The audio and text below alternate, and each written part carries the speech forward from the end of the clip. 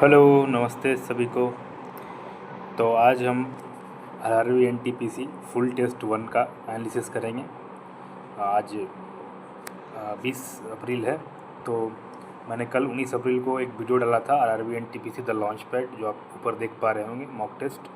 तो आज हम आरआरबी एनटीपीसी फुल टेस्ट 1 का मैं एनालिसिस करवाऊँगा। इस टेस्ट को मैंने 19 मार्च 2025 को अटेम्प्ट किया था। तो चलिए इसको शुरू करते हैं। तो इसमें देखिए मैंने टोटल 83 क्वेश्चंस अटेम्प्ट किए थे, जिसमें 72 करेक्ट और 11 इनकरेक्ट थे। बहुत ही ज़्यादा मतलब अच्छा तो नहीं, एवरेज से भी थोड़ा कम ही मैं कहूँगा मेरा मार्क्स आया था इसमें। तो ठीक है, चलिए इसको हम लोग एनालिसिस करते हैं। वीडियो भी अब 1 मिनट होने को है। चलिए,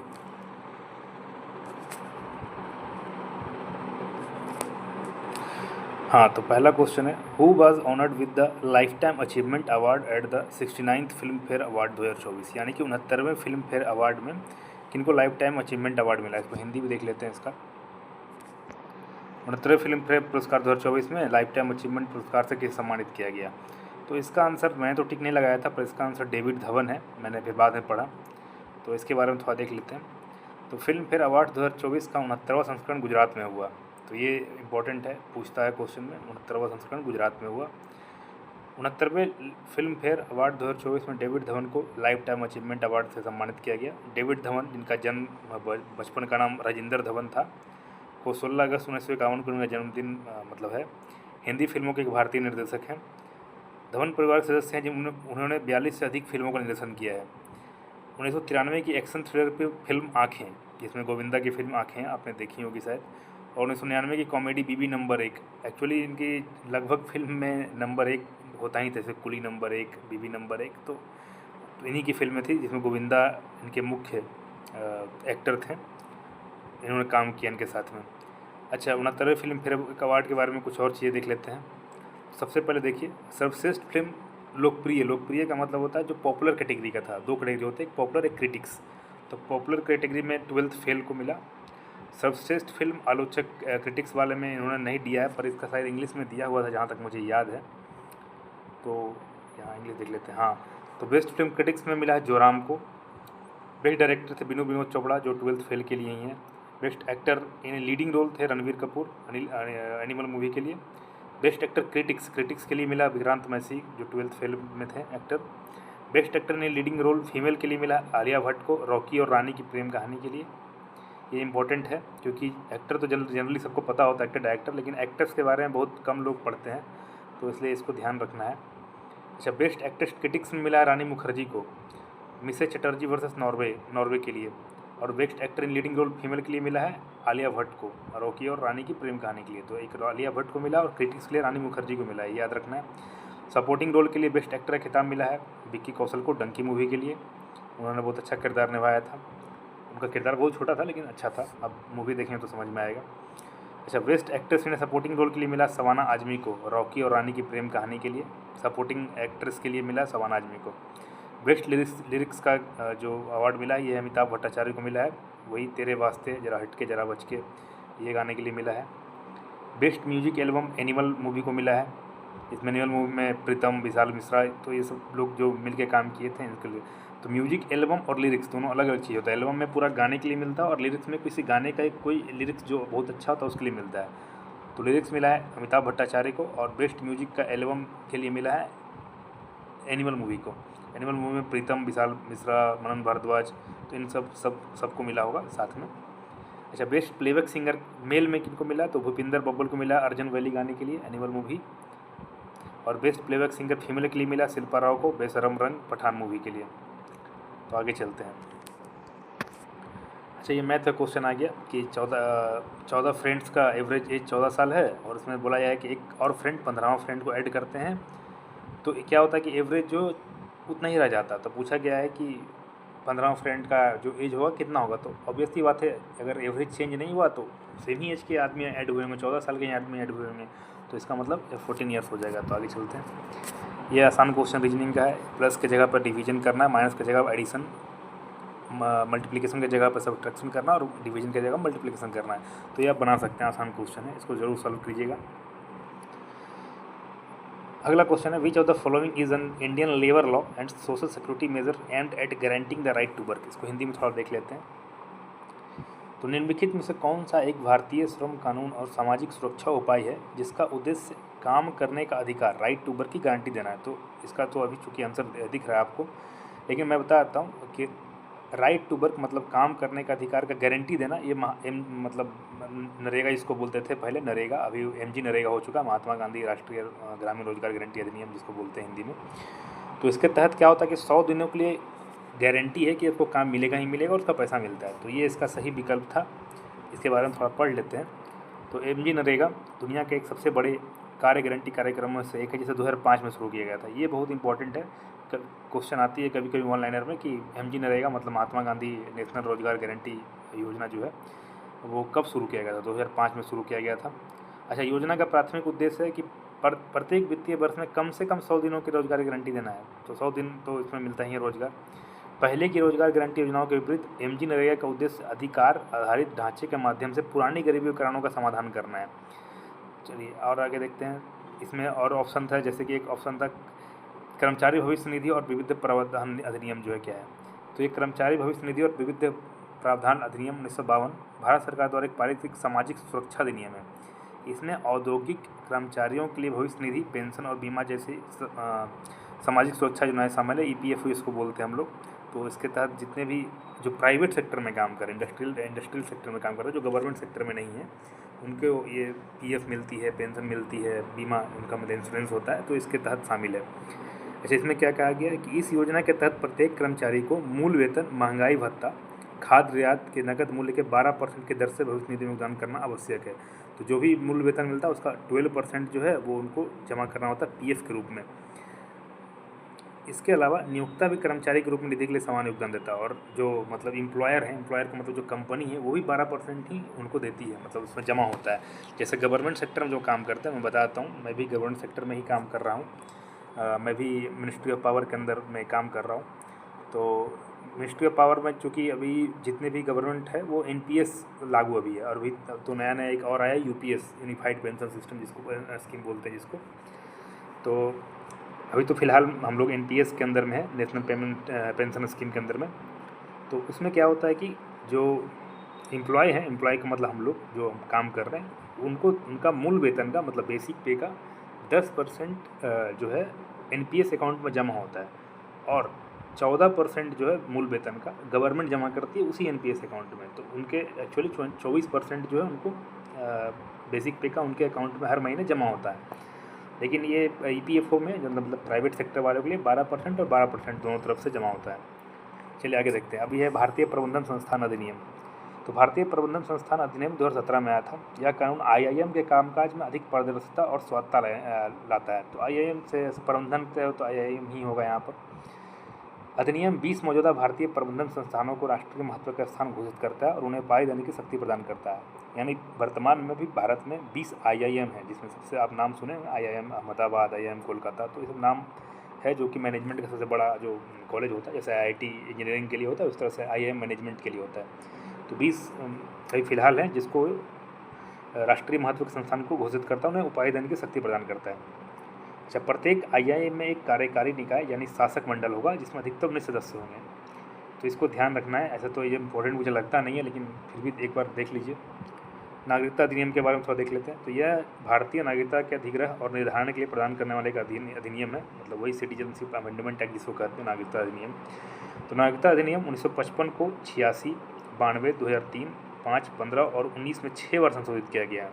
तो जो सिटीजनशिप एक्ट है उसको 1955 में, 86 में, 92 में, 2003 में, 5 में, 15 में, 19 में 6 बार संशोधित किया गया है।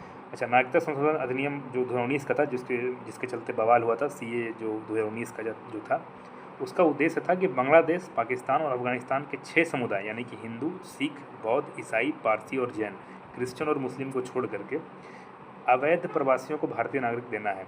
तो जो जैसे कि वहाँ से आ जाते हैं तो भारत में रहना चाहते हैं तो उनको भारतीय नागरिकता मिल जाएगी, CA जो 2019 का जो एक्ट बना था उसके तहत। लेकिन मुस्लिम और क्रिश्चियन भी हैं इसमें, शायद मैं क्रिश्चियन भी बोल दिया था। तो मुस्लिम को छोड़ करके हिंदू, सिख, बौद्ध, ईसाई, पारसी और जैन, इन सब 6 समुदायों को भारतीय नागरिकता देना है, इसका मेन चीज़। आगे चलते हैं। अच्छा, यहाँ पर एक क्वेश्चन है, भारत और संयुक्त अरब अमीरात के बीच संयुक्त सैन्य अभ्यास डेजर्ट साइक्लोन 2024 कहाँ आयोजित किया जाएगा।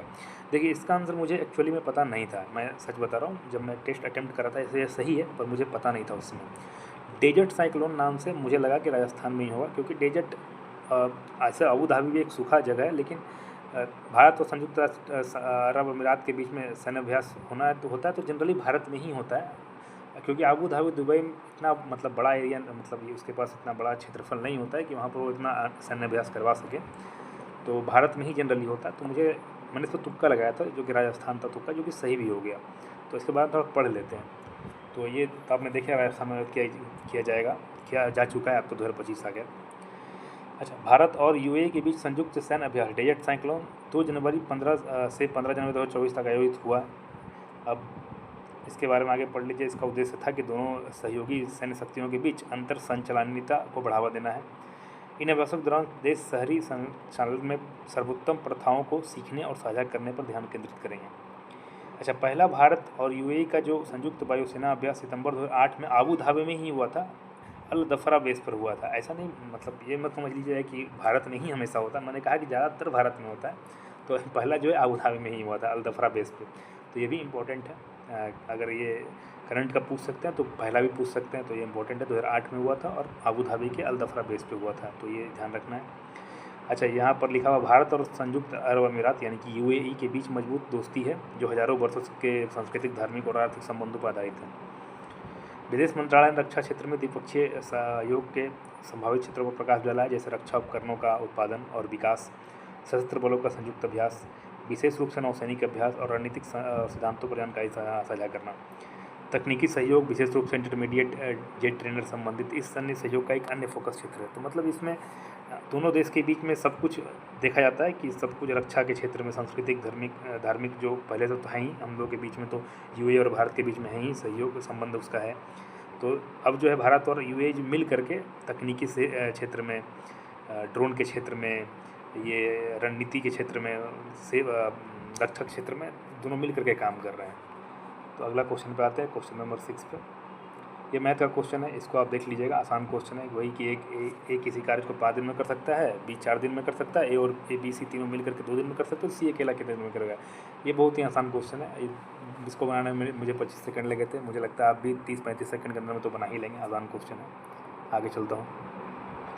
ये क्वेश्चन मुझसे गलती हो गई, जो कि नहीं होनी चाहिए थी, शायद जल्दीबाजी में गलती हो गया। इसका आंसर शुक्रवार की जगह शनिवार मैं टिक लगा दिया था।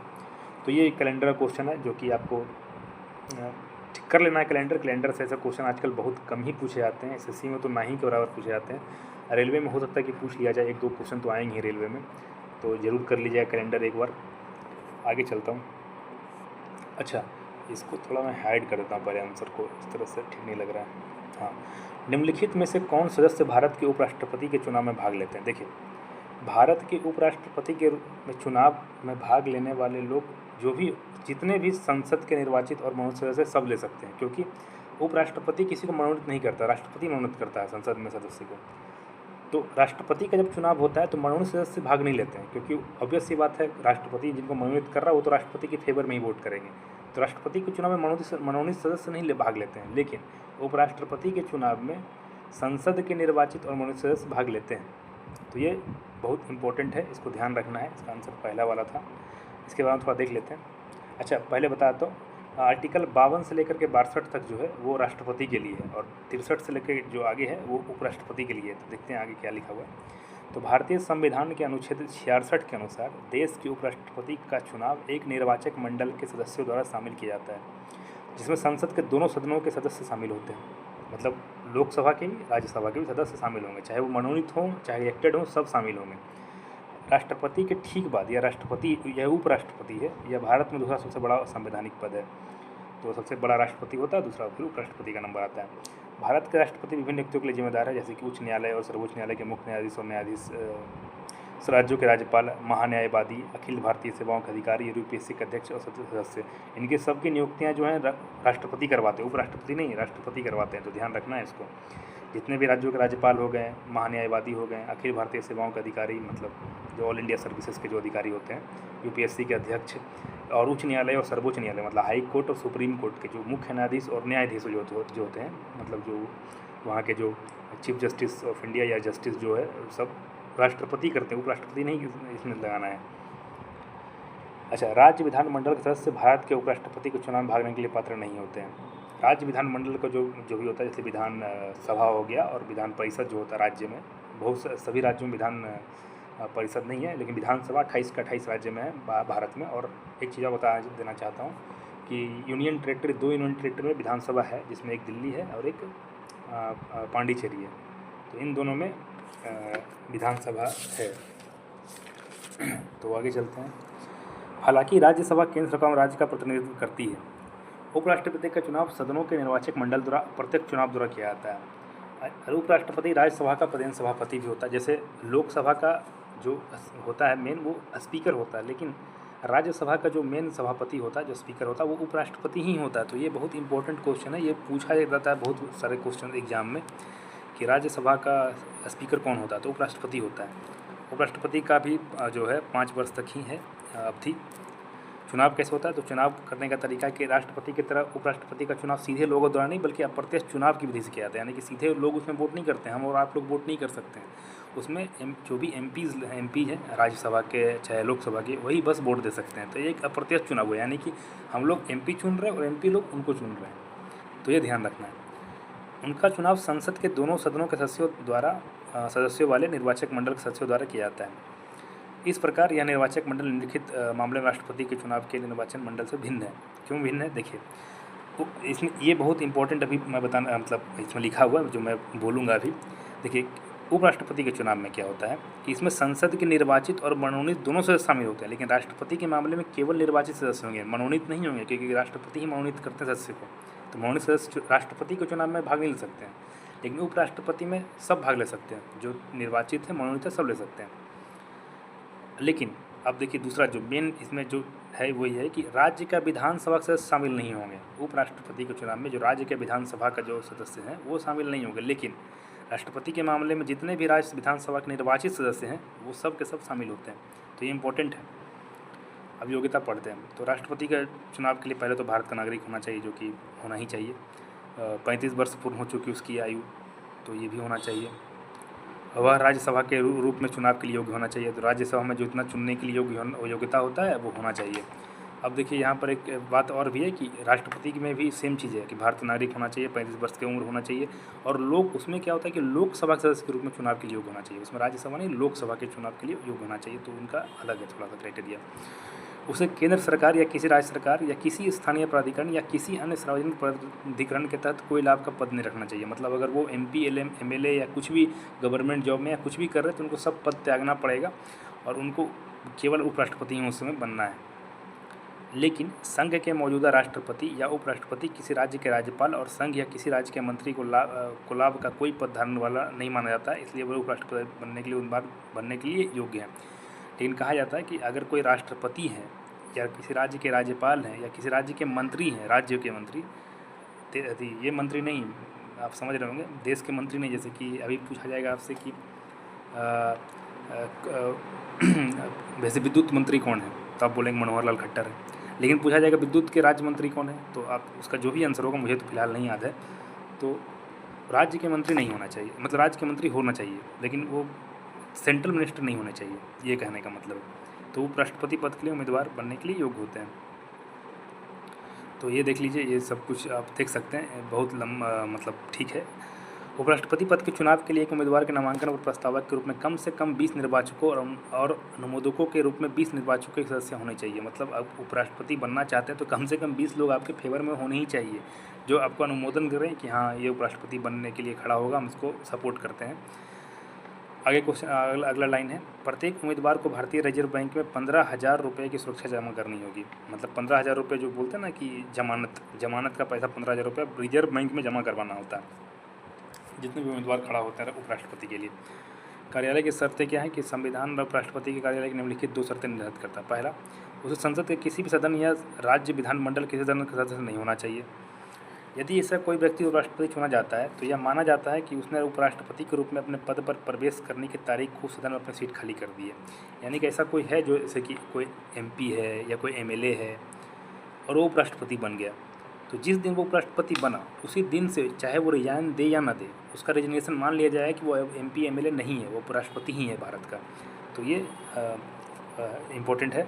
दूसरा, उसे किसी अन्य लाभ के पद पर नहीं रहना चाहिए, मतलब कोई ऐसा लाभ का पद नहीं होना चाहिए, कोई नौकरी वोकरी में नहीं होना चाहिए। तो ये तो ठीक है। आगे चलते हैं 9वां क्वेश्चन पर। जल शक्ति मंत्रालय के अनुसार किन 3 राज्यों या केंद्र शासित प्रदेश ने जल जीवन मिशन के तहत 100% कवरेज हासिल किया है? तो इसका आंसर मैंने उस समय नहीं लगाया था, तो इसका आंसर हम देखते हैं क्या होगा। तो इसका आंसर है अंडमान निकोबार, गोवा और पुडुचेरी। तो इसमें 2 केंद्र शासित प्रदेश हैं और एक स्टेट है गोवा। तो इसके बारे में थोड़ा देख लेते हैं। तो ये जल जीवन मिशन जो है JJM, जिसको शॉर्टकट है, के अंतर्गत 8 राज्यों और 3 केंद्र शासित प्रदेशों ने 100% ग्रामीण नल जल कवरेज हासिल किया। 8 राज्य हैं और 3 केंद्र शासित प्रदेश हैं। इसमें ऑप्शन में केवल 2 ही केंद्र शासित प्रदेश और 1 राज्य था, लेकिन एक्चुअल में 8 हैं राज्य और 3 केंद्र UT यूनियन टेरेटरी हैं जो 100% ग्रामीण नल जल कवरेज हासिल कर लिए हैं। तो इसके तहत क्या है कि नल जल कनेक्शन वाले कुल ग्रामीण परिवार अभी तक 15.5 करोड़ से थोड़ा कम है। तो ये आप देख लीजिएगा, ये इंपॉर्टेंट तो मुझे लग नहीं रहा है, तो इसको ज़्यादा पढ़ करके कोई मतलब नहीं है। आगे चलते हैं। ये रीजनिंग का आसान सा क्वेश्चन है, इसको आप देख लीजिएगा, इसमें ज़्यादा टाइम वेस्ट करने की ज़रूरत नहीं है। भिन्न आकृति का चयन करना है, ठीक है। अच्छा, भारत के निम्नलिखित बंदरगाहों का उत्तर से दक्षिण तक सही क्रम में क्या है? तो देखिए, उत्तर से दक्षिण के बारे में तो कोच्चि है, मार्मागांव है, कांडला है, मुंबई है। तो देखिए, कोच्चि केरल में है, आपको पता होगा, मैं बता देता हूँ। देखिए यहाँ पर लिखा भी होगा, कोच्चि जो है वो केरल में है। सबके बारे में पढ़ लेते हैं, पहले जो ऑप्शन ए से शुरू करते हैं। तो कोच्चि जो है वो केरल में है, और केरल जो है दक्षिण पश्चिमी तट पर है, मतलब पूरा दक्षिण में है वो, तो केरल तो पूरा दक्षिण में है। अच्छा, मुर्मुगांव जो है वो मुंबई में है। मुर्मुगांव बंदरगाह मुंबई से दक्षिण में गोवा में है, मतलब मुंबई और गोवा के पास में है। मुंबई बंदरगाह तो मुंबई में है, और कांडला का है गुजरात में। तो देखिए, आप अगर मैप देखेंगे तो आपको पता चलेगा कि सबसे ऊपर गुजरात है, गुजरात के नीचे है मुंबई के नीचे गोवा, और गोवा के नीचे है कोच्चि। तो इसका जो सही क्रम है वो है पहले कांडला जो कि गुजरात में, फिर डी मतलब मुंबई है, फिर बी मार्मागांव जो गोवा में है। मार्मागांव तो ऐसे भी याद हो जाएगा कि मार्मागांव लिखा हुआ, तो गोवा उससे याद कर सकते हैं। और एक कोच्चि तो आपको पता ही होगा केरल में, तो इसका सही क्रम था CDB है। तो अब आगे चलते हैं। आधुनिक आवर्त सारणी में कितने तत्व हैं? तो आधुनिक आवर्त सारणी में अभी फ़िलहाल 118 तत्व हैं। ऐसा नहीं है कि आगे नहीं खोया जा सकता, बिल्कुल खोया जा सकता है, लेकिन फ़िलहाल 118 तत्व हैं। इसका आप देख सकते हैं, अगर आपको देखना है तो मैं इसको थोड़ा बड़ा करने की कोशिश करता हूँ। ठीक है, ये बड़ा नहीं हो रहा, पर आप देख सकते हैं कि 118 तत्व में हाइड्रोजन से के बाद हीलियम, लिथियम, बेरिलियम, इस तरह से करके लास्ट में OG। तो ये टोटल 118 तत्व हैं इसमें।